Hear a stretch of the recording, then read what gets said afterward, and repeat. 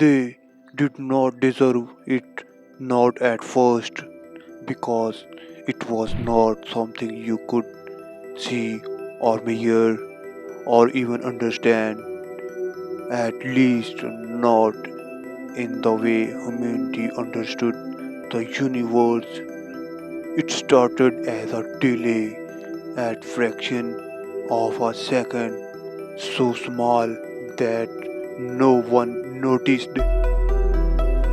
A satellite orbiting a distant star, Kepler 442, sent a routine signal back to Earth. The data arrived second late, zero point 0.3. No one cared.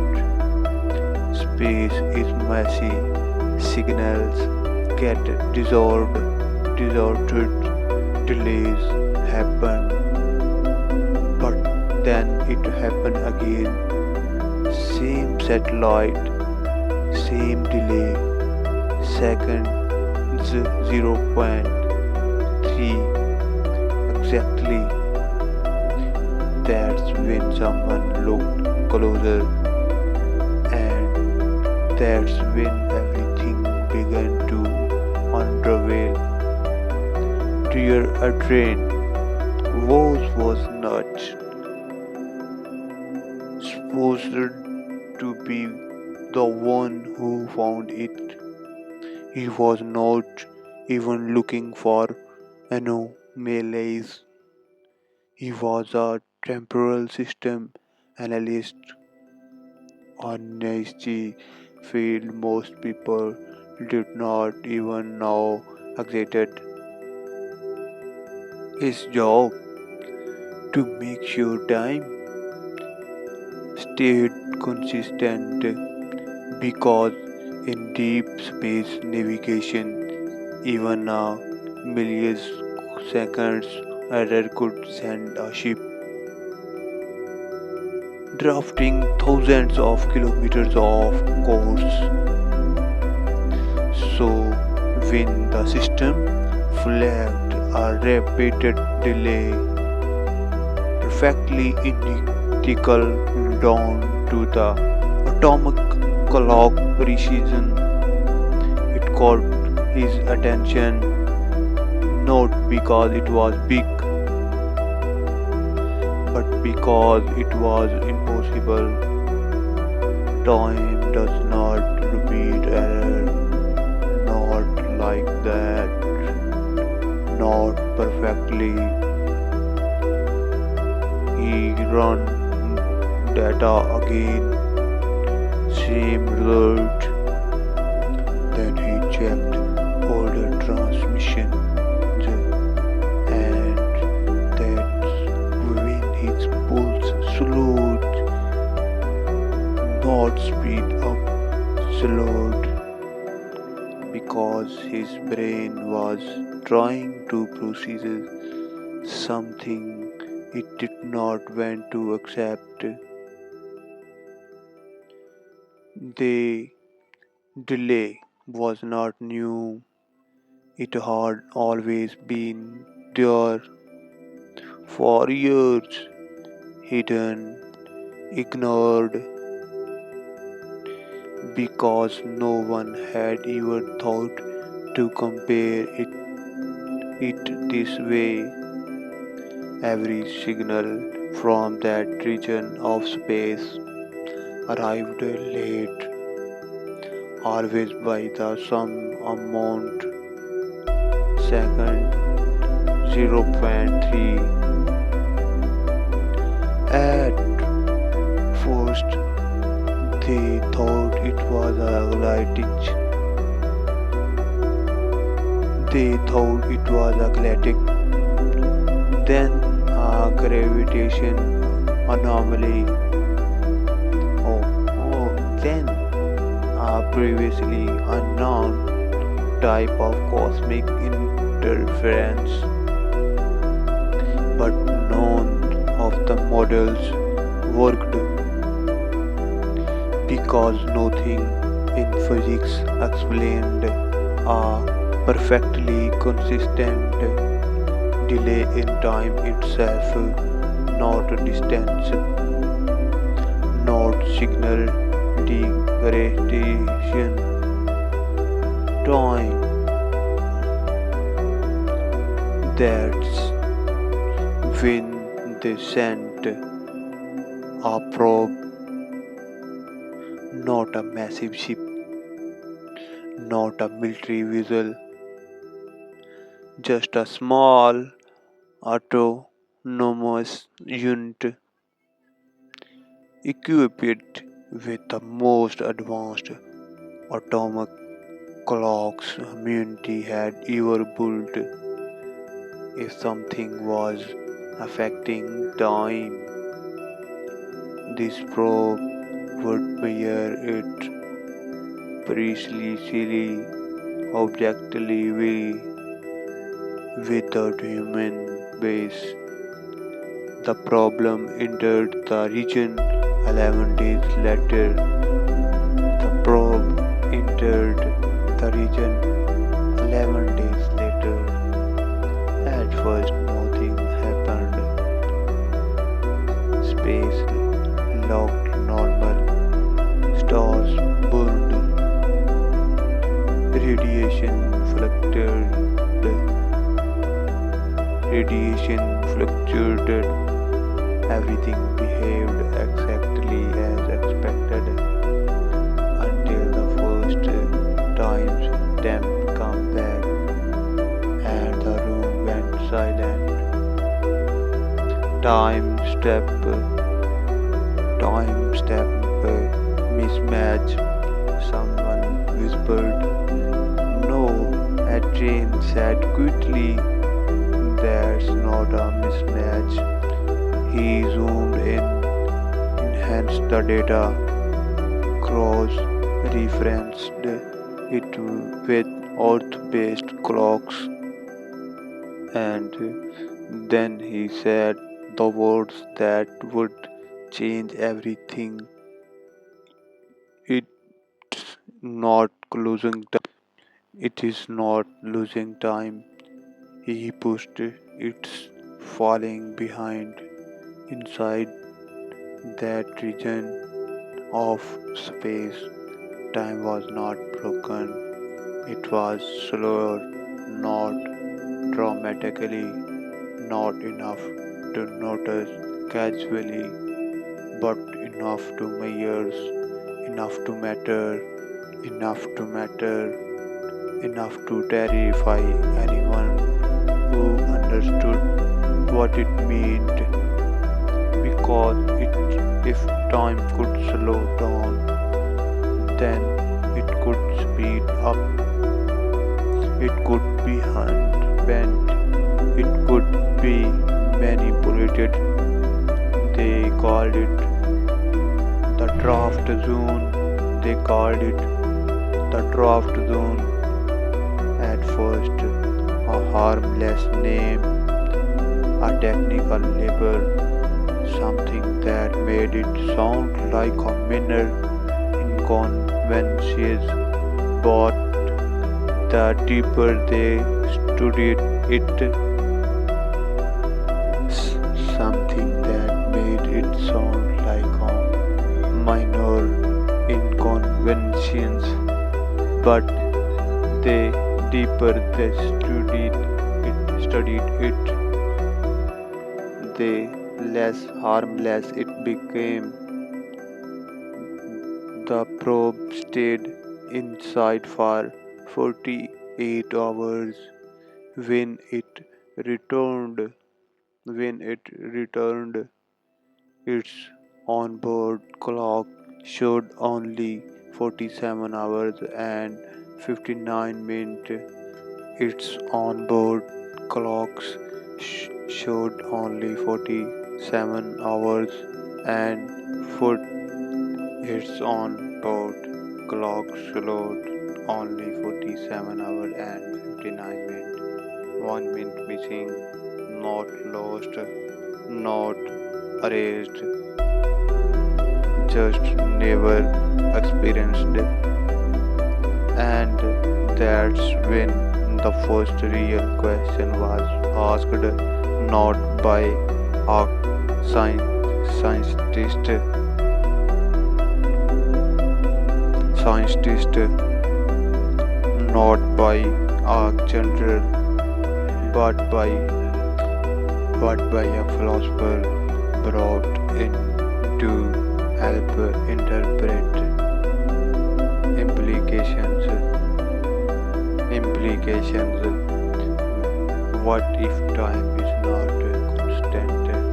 She said. What if it is inconsumable? No one laughed because no one could prove her wrong. The date kept coming. More probes, more measurements, more confirmation. The drift zone was not random, it was not cometic, it was structured, predicatable,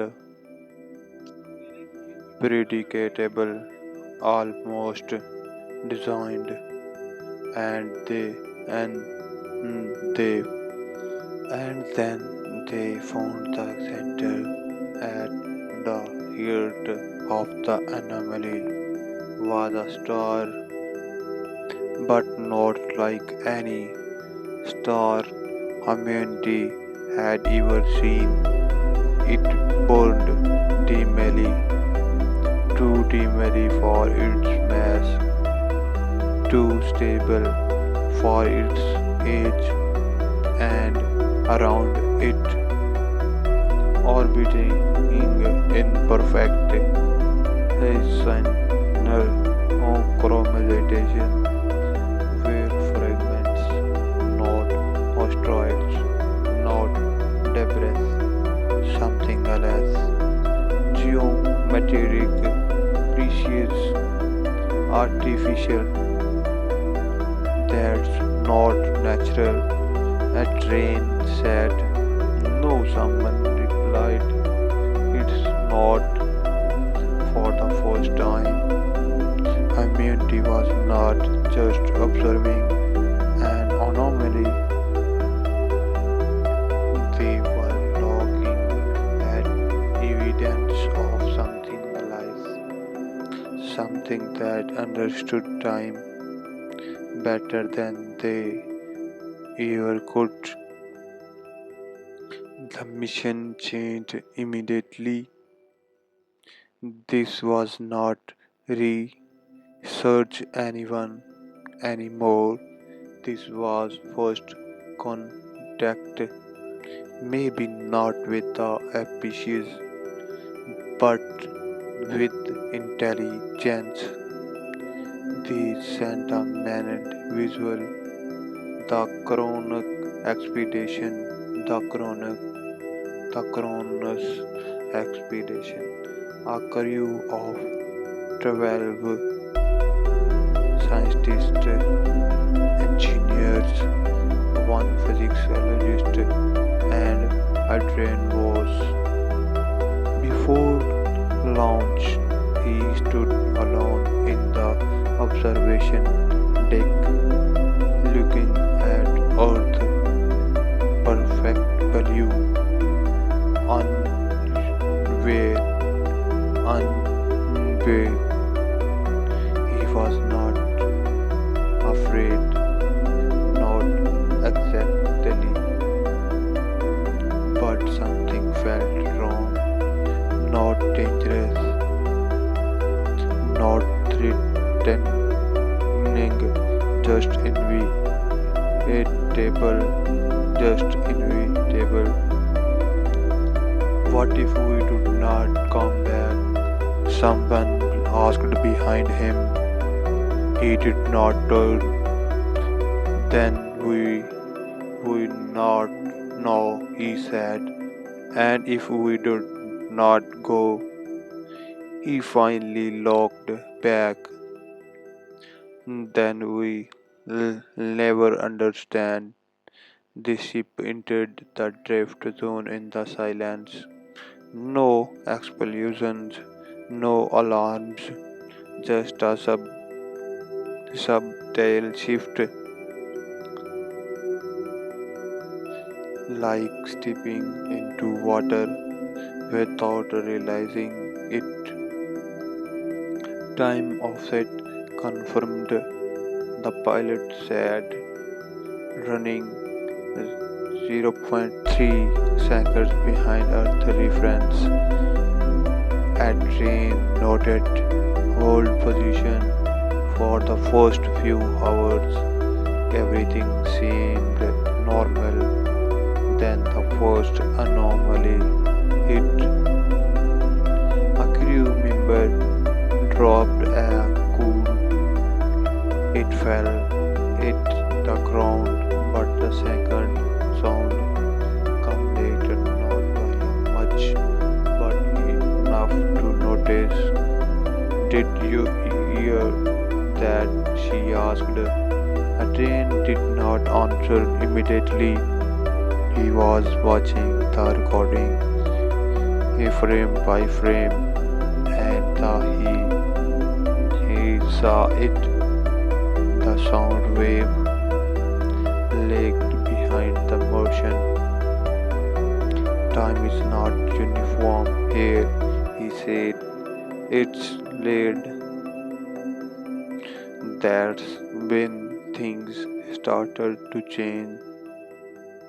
Not dramatically, not violently, subtly. Clocks drifted,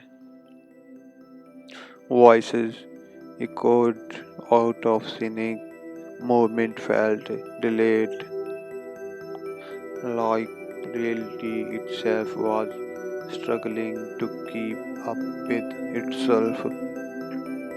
And then they reached the center. The star filled the view, poured dim, ancient, wrong, and surrounding it. Those structures now clearly visible, massive, and floating, rotating slowly. Or those machinics, someone whispered. Adrian did not respond because he already knew the answer. Yes, he said quickly, they are, and then the star pulsed, not with light but with time. Every system on the ship froze for a fraction of a second, then resumed. What was that? The captain shouted. A train started at the data. Heart racing now. Finally, it's not star. He said it's a clock. Silence. A clock, the captain repeated. Forward, forward. A train looked at the structure, at their perfect synchronization, at the way either rotated in harmony with the pulse, and he understood it is not measuring time. He said it's controlling it, and at that exact moment something inside the structure again at the exact moment something inside the structure woke up, woke up, woke up, and something woke up, not in the way humans understand awaking, not with movement, not with sound, but with awareness.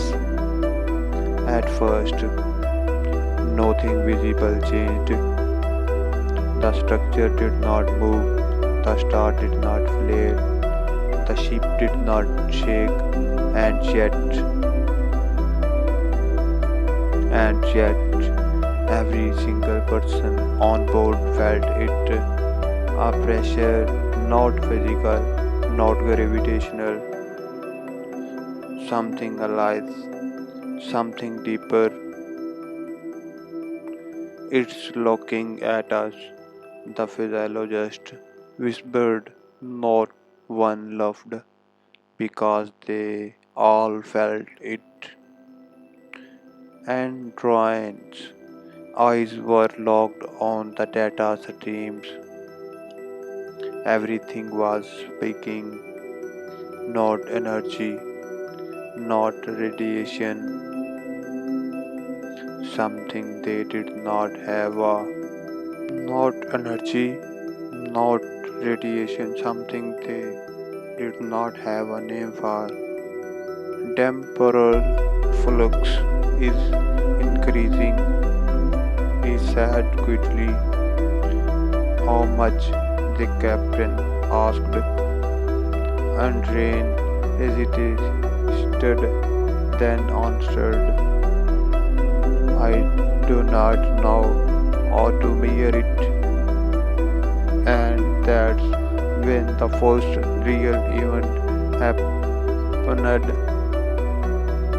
One of the structures moved, not fast, not aggressive, slow, deliberate, like something ancient turned its attention after a very long sleep, recording everything. The pilot said, Do not engine, do not engage. The captain ordered. The structure rotated toward them, and for a brief moment, time fractured, not broke, not stupid, fractured. And Rain saw it first, then everyone realized it. Multiple versions of the same movement overlaying each other slightly out of the scenic. The ship exited in more than one time frame at once. Shut it down, shut it down. Something shooted. Shut what down? The engineer yellowed back. There's nothing to shut down. The effect lasted less than a second. Then everything snapped back. Silence filling the bridge. Heavy, unstable. Adrian's hands were shaking now, not from fear, from realization. It's not reacting to us physically, he said. It's reacting to our presence in time. The physiologist stepped forward, explained. Adrian swallowed, then said something that should not have made sense but did. To it, we are not objects. He looked at the star. We are events. Another pulse, this time stronger. The ship's systems flickered. Clocks, dissonance, dyno crashed instantly. Some ran faster, some slower. One stopped entirely. Stabilize, The captain shouted, "We cannot engine. Time is not stable." And then something impossible happened. A voice, not through speakers, not through communication channels, inside their heads, not words, not exactly concepts. A question, "Why are you here?" The entire crew froze. Did everyone hear that? Someone whispered. Yes, Adrian said, and for the first time he answered, "We are trying to understand." Silence. Then another pulse, softer this time, and another concept. Understanding requires exchange. The physiologist breathed, cough. It's communicating, but Adrian's mind was racing ahead because he realized something terrifying and incredible at the same time. It's not talking to us, he said. It's interacting. Data flooded the system, not signals, not transmission, experiences, fragments of time. The crew saw things that were not there, moments that did not belong to them. A dying star collapsing, a civilization rising and vanishing in the second. Entire epochs compressed into flashes. They were not being shown information. They were being paid to experience it. And Rain dropped it to his knees.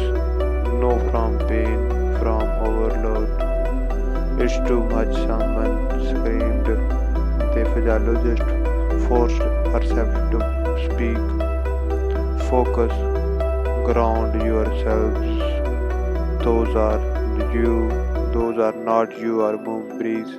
But Andrein was still watching because through the course he saw a pattern, a rhythm, the pulses, the structures, the experiences. They were all connected. It's a system, he gasped, a system that processes time, and then the realization hit him hard. It's not a star. He locked up, eyes wide. It's reservoir. Silence. He reservoir of what? The captain asked. A train answered slowly, like each word weighed more than the last time. The structure shifted again, more of the then turning now, elegant, focusing, and the voice returned. You are limited. You are limited. Adrian did not argue. He could not, because it was true. You are consumer time. You consume time. The crew exchanged looks, confused, terrified. We store it. The room felt smaller. The universe felt different. You store time, Adrian whispered, across cycles, across ending, across beginnings. The physiologist stepped forward again. What are you? What are you? I was longer this time than we are what remains when time is no longer needed. No one spoke because no one understood, but Adrian was starting to accent action. He said quickly everything. Everyone turned to him. You are what's left after civilization and another pulse stronger, not linear, not confirmation, recognition. The data streams stabilized slightly as if the as if the system was adjusting, adapting to them. A train stood slowly, mind racing, heart pounding. You are not just restoring time, he said. You are preserving it. Apus then correction accepted. The crew started. It had learned from him, and that's when Adrian made the decision. Then, the one that would change everything. We want to trade. The captain turned sharply, but Adrian did not look away from the star. You said understanding requires exchange. A long silence followed. Then, what do you offer? Adrian closed his eyes for a moment, thinking, calculating, understanding the weight of the what of the he was about to say. Then he spoke, experiences, confuses, replayed through the crew. We gave you something you do not have, he continued. Human time. The structure slowed the pulse chain. For the first time, they were not just observing, they were interested, defined, and then took a breath. You all time is strong, measured, prevailed. He stopped forward over his lived silence. Then the strongest pulse yet, and the ship shock, reality blurred, time stretched, and the voice returned, different now, demonstrate, and in the moment, humanity made its most dangerous decision. They did not send data, they did not send a question, they sent a memory.